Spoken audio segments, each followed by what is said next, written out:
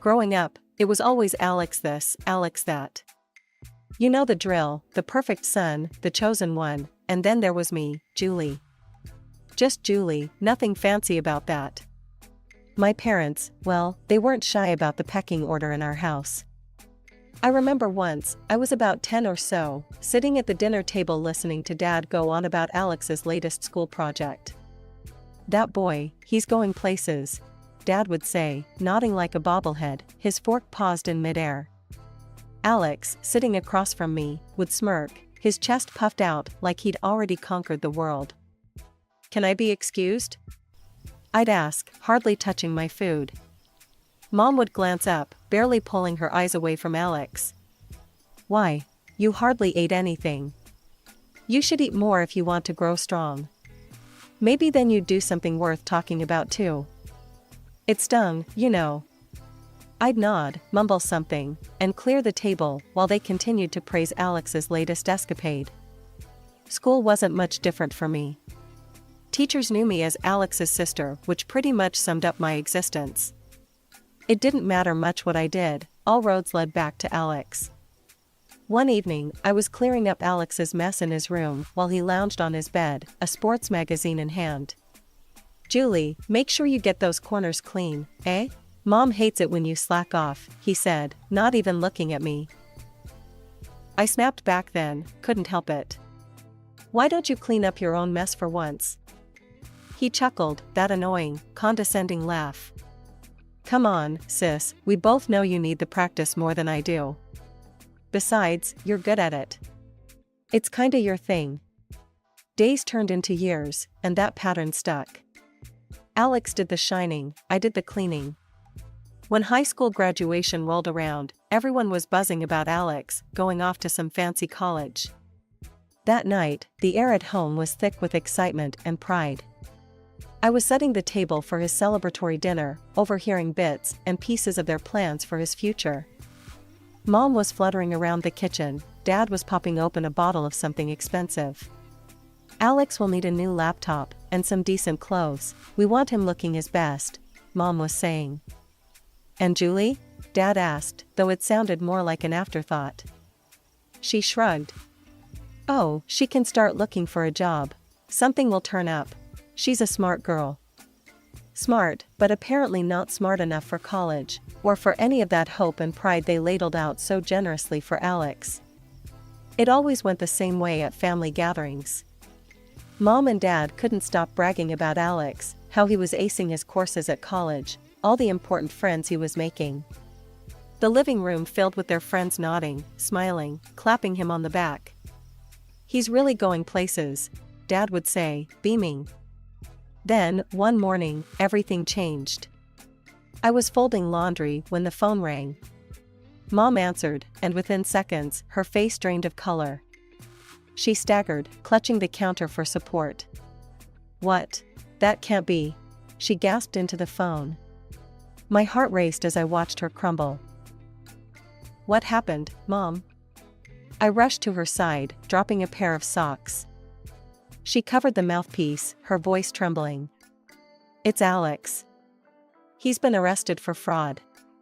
I helped her to a chair as she hung up and called for an ambulance. She was too shaky, too pale. While we waited for the paramedics, she told me everything in hushed, broken sentences. Alex had been using his charm on rich women, ones often older than him, worming his way into their trust. Then he'd drain their bank accounts, swipe their jewelry. It was like hearing about a stranger, not my brother. The ambulance came and took Mom to the hospital. Dad followed the ambulance, his face set in a hard line, and I was left alone, trying to digest the chaos.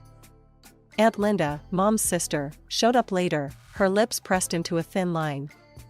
I always said that boy was too spoiled, she declared as she walked in, her voice rough with disapproval. It was tough, hearing it so blunt, but she wasn't wrong. When Mom came home, she was quieter, softer. Julie, she started one evening, weeks later, her voice shaky. I'm so sorry. We put him on a pedestal, and now look where it got him. And you deserved more from us. I nodded, not trusting my voice. It was one thing to be overlooked, another to hear them admit it. "We've set aside money for your college," Dad chimed in, awkwardly joining the conversation. "Whatever you want to study, it's your choice. It's not too late." I was stunned. College? For me? It felt like a door flung wide open, a chance at something big, something mine. Life at home shifted after that. There was less talk of Alex, and more about what classes I might take, what careers I could consider. Aunt Linda would drop by, her approval a rare but welcome warmth as she saw us trying to mend the fractures in our small family. College. I never thought I'd get here, but here I was, lugging my bags up to the 3rd floor of the dorm, heart pounding with excitement and, yeah, a fair bit of nerves. My roommate, Cassie, was a whirlwind of energy with bright red hair and a laugh that filled the room. "You must be Julie," she greeted, helping me with a box. "Welcome to your new home." Settling in was a blur of color and chaos. Cassie was all about style and flair, and before I knew it, she had me sitting in front of a mirror, makeup kit splayed out like a treasure chest. "Girl, we gotta give you a glow up," she declared. I was hesitant, watching her expert hands. "Just go easy, okay? I don't really wear much makeup." She winked. "Trust me, you'll love it." And, you know what? She was right. When she was done, I barely recognized the girl in the mirror. "Wow, is that really me?" "See? You're a knockout," Cassie said, and something warm kindled inside me. College wasn't just about the makeup, though. It was about discovering a part of me that had been shoved into corners and silenced at home. I joined clubs, spoke up in classes, and even led some campus events. It was like I was making up for lost time, the years I spent hidden behind Alex's shadow. One day, I decided to surprise my parents with a visit. Walking into the house, I was met with open mouths and wide eyes. Mom's hand flew to her mouth. "Julie, is that you?" I twirled, feeling the fabric of my new skirt flare out. "Yeah, it's me." Mom teared up, stepping forward to hug me. "You look beautiful, so beautiful," she said, her voice thick. Dad looked over, his usual stoic self struggling with a smile. "You sure do, kiddo." Back at college, I kept pushing. Studies, especially in finance, were tough, but fascinating. I absorbed every bit of knowledge like a sponge, determined to make something of myself. Cassie and I would sit up late, sprawled among textbooks and notes, quizzing each other. Graduation day came faster than I thought it would. As I walked across the stage to collect my diploma, cheers rang out. Financial manager. I had done it, not just for me, but for the girl who thought she'd never be more than a shadow. After college, I landed a job at a private company. It was all numbers and big clients, and I thrived in the busy buzz of it all. I rented an apartment in the city, small but mine, decorating it with bits and pieces of my new life. Every paycheck, I tucked away a little, dreaming of a place of my own. My evenings were quiet, a stark contrast to the loud, lively days at the office. Sometimes, I'd sit by my window, looking out at the bustling street below, a cup of tea in hand, and think about how far I'd come. I was at work, buried in spreadsheets and client emails, when my phone rang. Glancing at the screen, I saw it was Mom. Her calls were usually reserved for evenings, so a lump formed in my throat as I picked up. "Julie," she said, her voice quivering so much I barely recognized it. "It's your dad. He had a massive heart attack. He's gone, Julie." My world stopped. The phone nearly slipped from my hand. "Gone? Just like that?" My voice was a whisper, disbelief painting every word. "Yes, baby, just like that," she sobbed. I told my boss I had to leave and rushed home. When I got there, Mom was a wreck, her eyes red and swollen from crying. I hugged her, feeling her body shaking with sobs. "I'm here, Mom. We'll get through this together." We started organizing the funeral in a daze. Amidst choosing flower arrangements and casket styles, Mom said she'd call Alex to tell him about Dad. I didn't think it was a good idea, but she insisted, saying it was the right thing to do. I was folding Dad's suits when she made the call. I could only hear her sigh, but her face said enough. "Alex, it's about your father. He passed away from a heart attack." She paused, listening. Her face fell further, something I didn't think was possible. She hung up and turned to me, tears streaming down. "He said he's too busy, Julie. Called it nonsense and asked if he was in the will. When I told him everything's in my name, he just hung up." Mom's voice broke, and she slumped into a chair. I sat next to her, wrapping my arm around her shoulders. "It's okay, Mom. We don't need him. We'll manage." But inside, my heart hardened a little more against my brother. The day of the funeral was gray, the sky crying the tears we held back. Family and friends came, their faces somber, hugging us, whispering condolences. Everyone noticed Alex's absence. The whispers grew louder, tinged with disdain.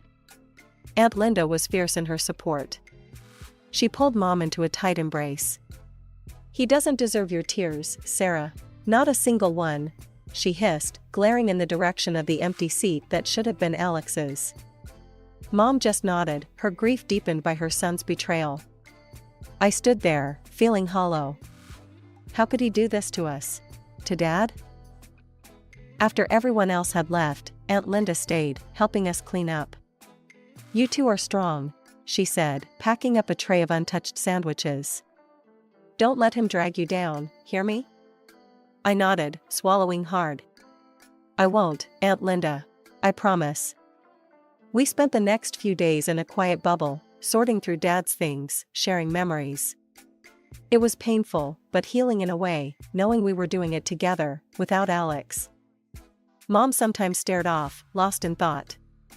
"I just don't understand where we went wrong with him," she'd say.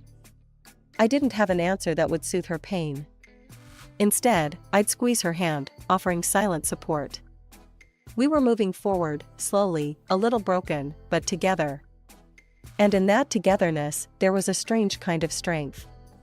It had been a few weeks since Dad's funeral, and the quietness of Mom's house felt heavier each time I visited. I'd drop by after work, sometimes bringing dinner, trying to fill the spaces left by grief with something warm, something normal. But Mom had been acting off, dodgy almost. Like when her phone rang, she'd jump up and hurry to another room, her voice a hushed whisper, through the closed door. One evening, I couldn't ignore it any longer. We were sitting in the living room, half watching some TV show neither of us cared about, when her phone buzzed. Her eyes darted to it, then to me, and she stood up, phone in hand. "Mom," I said, my voice firm. "What's going on? Every time your phone rings, you act like you're guarding state secrets." She hesitated, then sighed, the phone still in her hand. "It's your brother," she admitted, not meeting my eyes. I felt a stir of irritation. "Alex? What does he want now?" "He's been having financial troubles. He asks for help. I've been sending him money," she said quietly, as if confessing a sin. I stood up, frustration boiling over. "Money? Mom, he didn't even show up for Dad's funeral. How can you just give him money after everything?" She wrung her hands, a sign of her distress. "He's still my son, Julie. He tells me he loves me, that he's sorry, but he's just in a bad place right now." "That's no excuse," I snapped. "He's using you. You need that money, especially now." She looked down, defeated. I hated the harshness in my voice, but this was too much. "Next time he calls, tell him you can't help," I suggested, my tone softening. "See what he says then." She nodded, more from exhaustion than agreement. We didn't have to wait long. The next evening, his call came, just as we were clearing the dinner table. Mom answered, her voice shaky. "Alex, I can't send you money anymore." There's nothing left." His voice was loud enough that I could hear it, harsh and demanding. "What do you mean no money? You always have money. Don't lie to me, you old fool." "That's enough." I couldn't hold back. I grabbed the phone from her, my own anger flaring. Alex, you listen to me. Don't you dare speak to her like that. She's done more than enough for you. We're done here. I ended the call, my heart pounding in my chest. Over the next few days, I saw a change in Mom. She was a bit more decisive, a little less prone to those moments of distant sadness. We didn't talk much about Alex after that. It was as if we'd reached an unspoken agreement to focus on the here and now.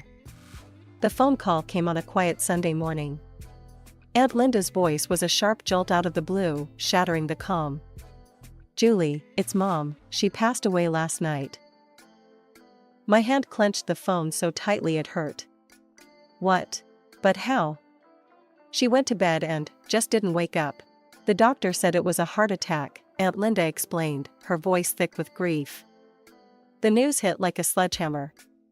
Not even 6 months since Dad had died, and now Mom too? It felt unreal, a cruel joke fate was playing on me. Aunt Linda and I organized the funeral together, just like we had done for Dad. The weight of planning another funeral so soon was crushing, but Aunt Linda was a rock through it all. "He didn't show," Aunt Linda said bitterly on the day of the funeral, confirming my fear that Alex would ignore our mother's death as he had our father's. Her tone was furious, a stark contrast to the somber atmosphere around us. The sting of grief was still fresh when the black luxury car pulled into the driveway of my parents' house, its engine purring like a cat that got the cream. I watched from the window as Alex stepped out, his arm around a woman whose sharp heels clicked authoritatively against the concrete. Her makeup was bold, almost defiant, contrasting sharply with her mature features. Alex looked different, his face was still handsome but worn, with lines of strain that hadn't been there before, and a hardness in his eyes that was new. He pushed past me as he entered the house, his companion trailing behind him with a smirk. "This is Cheryl, my wife," Alex announced, his voice carrying a brash certainty. "We're moving in." I was stunned, my heart pounding in my chest. "What are you talking about, Alex? This is still Mom and Dad's house." Cheryl laughed, a sound that grated on my nerves. "This is our house now. Get your stuff and get out." I felt a surge of anger. "Leave? I'm not going anywhere. This is my home too." Alex stepped closer, his expression darkening. "Listen, Julie, I'm not asking. You have 3 days to clear out, or you'll regret it." The threat hung in the air, thick and heavy. As they left, Cheryl's laughter echoed in the hallway, a mocking reminder of the confrontation. Shaking, I called Aunt Linda, needing to hear a voice of reason. She answered on the second ring. "Aunt Linda," I said, my voice a mix of anger and desperation. "Alex just showed up with his wife. They're trying to kick me out of the house." There was a pause, then a soft chuckle. "Oh, is that so?" she said, her tone light but carrying an edge of steel. "Don't you worry, Julie. You are not going anywhere. I'll come over in 3 days when they return. We'll sort this out together." The next 3 days were a blur of anxiety and restless nights. I tried to go about my daily routine, but my thoughts were always on the looming confrontation. Aunt Linda called each day, her calls a lifeline that kept me grounded. Aunt Linda and I were sitting in the living room, sipping tea and bracing ourselves for what was coming. Just as we set our cups down, we heard the rumble of a truck pulling up outside. "Showtime," Aunt Linda murmured, standing up. I followed her lead, my hands cold and clammy. The knock was loud, almost aggressive. I took a deep breath and opened the door. Alex and Cheryl stood there, his face hard, hers smug. "Time's up, Julie. We told you to leave. Now get out," Alex demanded, stepping forward. I didn't move. Aunt Linda came to my side, her posture stiffening.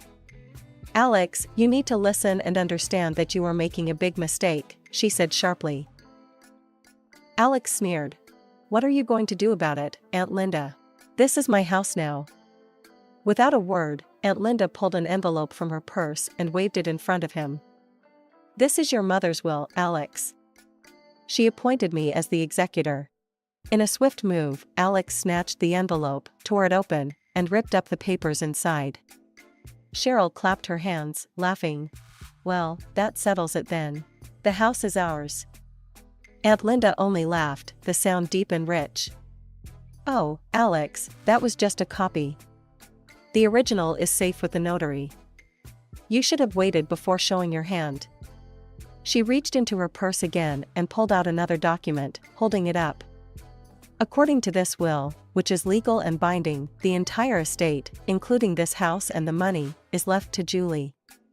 And you, Alex, you get the family Bible, to help you reflect on your sins and maybe find a better path. Alex's face turned red, his anger palpable. You can't do this. That money is mine too. Julie, you need to give me my share. Why? I finally spoke up, my voice steady. Because you demand it?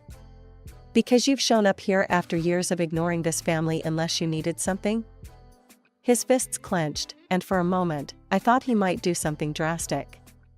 But then Aunt Linda interjected, if you don't leave now, Alex, I will call the police. Cheryl tugged at his arm. Let's go, Alex. This isn't over. As they stormed off, Cheryl shooting daggers back with her eyes, Aunt Linda placed the will back into her purse. Well done, Julie. Standing up to him like that. The door closed behind them with a thud that echoed through the now silent house. I slumped against it, relief washing over me in an overwhelming wave. Thank you, Aunt Linda. I don't know what I would have done without you. She smiled, wrapping an arm around my shoulders. You're stronger than you know, Julie. This is your home. You've earned the right to be here, not just by blood, but by being the one who cared. I knew the fight might not be over, but with Aunt Linda's help and the legal backing of the will, I felt ready to face whatever came next. This was my home, my sanctuary, and I was going to defend it, not just for me but for the memory of my parents who had loved this place and wanted it to be a place of peace. The saga with Alex didn't end with him storming off that day. A few weeks later, I got a call from his lawyer saying Alex was challenging Mom's will. My stomach sank, but I was ready to defend my rights. I hired a lawyer, Mr. Thompson, a no-nonsense man with a reputation for being a bulldog in court. We'll need to prove your continuous support and involvement with your parents, Mr. Thompson explained as we prepared for the case. And the fact that Alex was absent will play to our advantage. I nodded, gathering old emails, photos, anything that showed my connection to my parents. Aunt Linda and a couple of other relatives agreed to testify. They were tired of Alex's selfishness too. The day of the hearing, I walked into the courtroom feeling a mix of nerves and resolve. Aunt Linda squeezed my hand before taking her seat. Alex and Cheryl were already there, whispering with their lawyer. Alex looked over, his gaze trying to intimidate me. I focused on the judge, trying to keep my composure. Mr. Thompson was methodical in presenting the evidence. Julie has been the primary caregiver and the constant in her parents' lives, especially in their final years, he stated, displaying emails I'd sent to Mom, discussing doctor's appointments and home repairs. Then it was Aunt Linda's turn to testify. She stood, her voice clear and unwavering. Alex? He hardly ever called, never visited. Julie was the one who cared for them. Her words were like arrows, hitting their mark. Alex's lawyer tried to object, but the evidence was too strong. And let's not forget, Aunt Linda continued, pointing directly at Alex. He didn't even show up for their funerals. What kind of son does that? When it was time for closing arguments, Mr. Thompson was confident. The evidence is clear. Julie's dedication to her parents is well documented. Alex's claims are baseless, driven by greed. The judge nodded, taking in everything before making her decision. The will stands as it is. The plaintiff's motion to contest it is denied. Alex slammed his hands on the table, his face red with anger. Cheryl pulled him away, and they hurried out of the courtroom, defeated. Life settled after that. I met someone, Jack, a kind and gentle man who shared my dreams of a simple, happy life. We talked about having kids, about raising them with love and fairness, not favoritism. I want them to know they're loved equally. I told Jack one evening as we sat watching the sunset from the back porch. He smiled, squeezing my hand. They will be. We'll make sure of it. Alex never came back into my life after that day in court. Sometimes I wondered where he was, if he ever found peace or if his greed continued to lead him down lonely paths. But those were his choices to make, not mine.